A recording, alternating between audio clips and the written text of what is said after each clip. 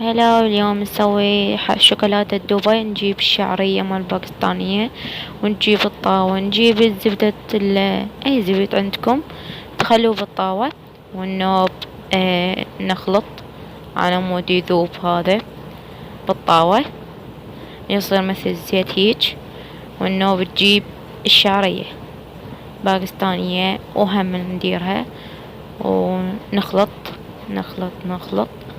وهسه صارت شوية مستوية، هم نوخرها ونخلي النوت اللي بالمي حار على مود شنو تمو عدنا. هنا عدنا زبدة الفستق حلبي، خليه على الشعرية ونخلط على مود يصير كله سوا. وهنا صار كله سوا، راح نجيب النوتيلا على مود نخليها بالعلبة. هاي عدنا علبة